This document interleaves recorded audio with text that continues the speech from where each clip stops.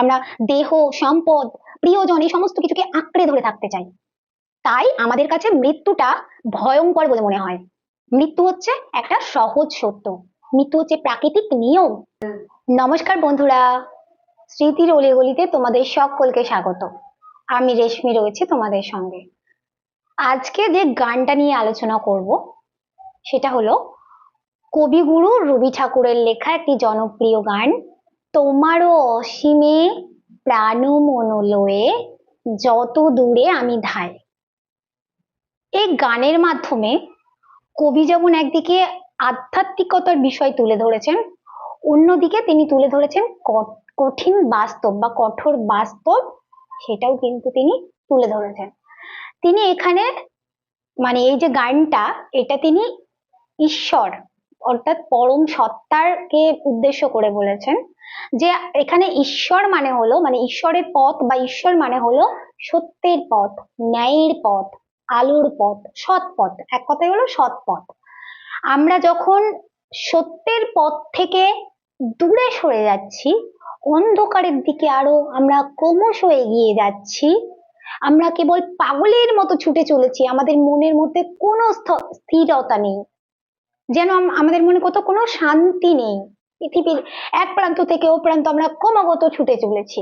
এই যে অশান্ত এবং আমাদের মধ্যে যে কোথাও কোনো শান্তি নেই, পরিশেষে কিন্তু আমরা নিজেরাই নিজেদেরকে দুঃখ কষ্ট দিচ্ছি, নিজেরাই নিজেদের এতটাই কষ্ট দিচ্ছি যে যেন কোথাও শান্তি খুঁজে পাচ্ছি না। তাই কবি বলছেন যদি আমরা ঈশ্বরের পথে বা ঈশ্বরের সান্নিধ্যে থাকি, তাহলেই কিন্তু সেখানে দুঃখ, কষ্ট, যন্ত্রণা, বিচ্ছেদ কিচ্ছু নেই। সেই রাস্তায় শুরু রয়েছে একমাত্র পরম শান্তি। তাই কবি বলছেন যে আলোর পথে থাকতে। তাই কবি বলছেন আমরা যেন সত্যের পথে থাকি, সর্বদা ন্যায়ের পথে থাকি। যদি ন্যায়ের পথে থাকি তবেই একমাত্র আমরা সেই শান্তি খুঁজে পাবো যেটা আমরা খুঁজে চলেছি। কবি প্রথম লাইনে বলছেন তোমারও অসীমে প্রাণ মন লয়ে যত দূরে আমি ধাই। এখানে অসীমে মানে হচ্ছে যার কোনো শেষ নেই, এক কথায় এ প্রান্ত থেকে ও প্রান্ত বলে কিছু নেই, মানে অসীম। কবি বলছেন যে যখন আমার দেহ, মন, প্রাণ নিয়ে যখন তোমার দিকে, তোমার নিকটে, তোমার পথে এগিয়ে চলছি একটু একটু করে, তখন কিন্তু আমি সেখানকার যে জগৎ সেটা কিন্তু সম্পূর্ণ আলাদা। সেখানে কিন্তু আমি দেখতে পাচ্ছি যে তোমার অনন্ত মহিমা, যেখানে সব সময় শান্তি বিরাজ করে। এর পরের লাইনে কবি বলছেন কোথাও দুঃখ, কোথাও মৃত্যু, কোথাও বিচ্ছেদ নাই। অর্থাৎ যখন আমরা ঈশ্বরের পথে যাচ্ছি, আরো তার নিকটে যাচ্ছি, সেখানে কোনো রকমের দুঃখ, কষ্ট, যন্ত্রণা, বেদনা, বিচ্ছেদ এই সমস্ত কিছু কিচ্ছু নেই। সেখানে একমাত্র যেটা রয়েছে সেটা হচ্ছে শান্তি। কবি এখানে আরো একটা জিনিস বুঝিয়েছেন যে আমরা নিজেদের মধ্যেই ভয় সৃষ্টি করি, মানে নিজেরাই এর জন্য দায়ী। নিজেদের মন থেকে যে ভয়ের সৃষ্টি হয় সেখান থেকেই দুঃখ, কষ্ট, যন্ত্রণা আসে। কিন্তু আমরা যখন ঈশ্বরের দিকে, ঈশ্বরের পথে, ন্যায়ের পথে এগিয়ে যাচ্ছি, তখন এই সমস্ত কিছু মানে এই সমস্ত কিছু যেন পার করে ফেলছি, অতিক্রম করে ফেলছি, দুঃখ, কষ্ট, যন্ত্রণা, বিচ্ছেদ এই সমস্ত কিছুর ঊর্ধ্বে চলে যাচ্ছি। তাই কবি বলছেন। এর পরের লাইনে কবি বলছেন মৃত্যু সে ধরে মৃত্যুর রূপ, দুঃখ হয় হে দুঃখের কূপ। অর্থাৎ আমরা পৃথিবীতে থাকি, একটা মোহ মায়ার মধ্যে থাকি। আমাদের চোখের সামনে সবসময় যেটা দেখছি বা যেটা হচ্ছে সবসময় সেটা একটা ভ্রম ভ্রম বা মায়া বলা চলে। আমরা সেই মায়াতে যেন ভুলে আছি। এই মৃত্যুর মতো একটা সহজ সত্যকে আমরা ভয়ঙ্কর বলে মনে করছি। মনে হচ্ছে মৃত্যু এসে গ্রাস করবে আমাদের যখন তখন, এমন আতঙ্ক তৈরি হচ্ছে আমাদের মধ্যে। দুঃখকে দেখে মনে হচ্ছে কুয়োর মতো অতল গভীর। কারণ একটাই, কারণ আমরা নিজেদের মধ্য থেকেই এই ভয়টা সৃষ্টি করছি, নিজেরাই একটা ভ্রমের মধ্যে আছি। তাই কবি বলছেন এই গানের মাধ্যমে, যদি আমরা ভ্রম থেকে বেরিয়ে আসতে পারি, কবি যদি ভ্রম থেকে বেরিয়ে আসতে পারেন, তাহলে তার জীবন থেকে সমস্ত দুঃখ কষ্ট চলে যাবে। তোমা হতে যবে হইয়া বিমুখ, আপনার পানে চাই।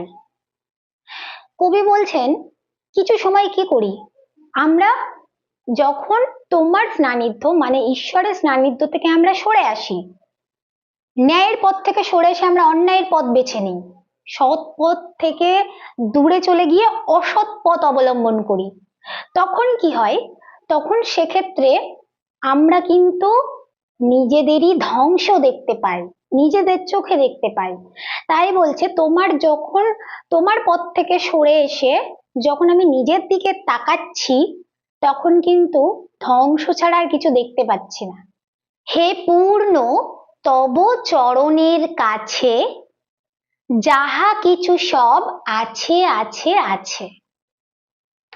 তোমার চরণ তলে, তোমার কাছে সমস্ত কিছু, যেন ঐশ্বর্য, সুখ, শান্তি সমস্ত কিছু আছে, শুধুমাত্র তোমার কাছে। এখানে সমস্ত কিছু পূর্ণ, কোনো কিছু অপূর্ণ নেই। তাই কবি বলছেন একমাত্র তোমার কাছেই সেই শান্তি পাওয়া যায়। তোমার কাছে সেই মন যেন শান্ত হয়ে যায়, মন যেন স্থিরতা খুঁজে পায়। নাই নাই ভয় সে শুধু আমারই, নিষেদিন কাঁদি তাই। যখন আমরা সত্যের পথে আছি তখন আমাদের কোনো ভয় নেই, কবি বলছেন কোনো ভয় নেই। কেননা ভয় শুধুমাত্র আমাদের নিজেদের সৃষ্টি, ভয়ের কোনো বাস্তব অস্তিত্ব নেই। এই ভয়টাকে যদি আমরা কাটিয়ে উঠি, তবেই কিন্তু শান্তি সম্ভব, জীবনে শান্তি আনা। নিশিদিন কাঁদি তাই, এর মাধ্যমে কবি বলতে চেয়েছেন আমরা নিজেদের অজান্তেই মনের মধ্যে নিজেরাই ভয় তৈরি করি, আর এই ভয় আতঙ্ক তৈরি হওয়ার জন্য আমরা নিজেরাই কষ্ট পাই। তাই আমরা দিনরাত শুধু কাঁদতে থাকি এই কষ্টটার জন্য। অন্তর গ্লানি সংসার ভার, পলক ফেলিতে কোথা একাকার। আমাদের জীবনে আমরা যেন স্থির নেই, ছুটে চলেছি ক্রমাগত, কখনো সাংসারিক চাপ, কখনো যেন আমরা একটা গ্লানি মানে আমরা একটা বিদ্বেষের মধ্যে আছি, মানে আমরা একটা চক্রবুদ্ধের মধ্যে আছি, যেখানে শুধুমাত্র দুঃখ কষ্ট রয়েছে, শুধুমাত্র। আর এই দুঃখ কষ্টগুলো বোঝার মতো হয়ে গেছে, বোঝার মতো যেন আমাদের ঘাড়ে চেপে বসে আছে।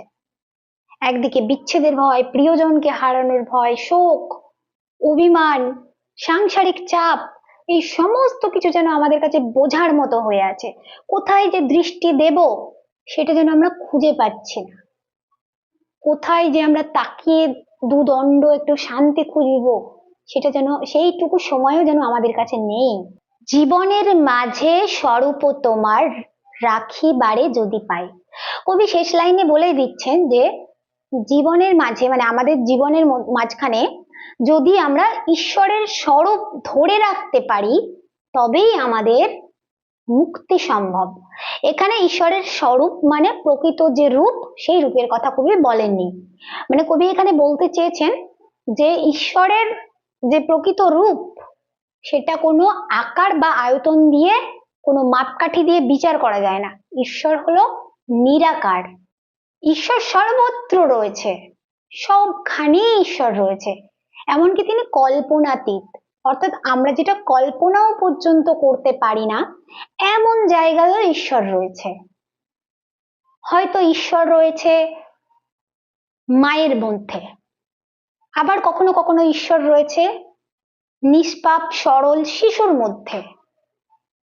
মানে আমাদের চোখে যেটা খুব তুচ্ছ, খুব নগণ্য, যার কোনো মূল্য নেই হয়তো, সেই জিনিসটার ভেতরেও ঈশ্বর থাকতে পারে।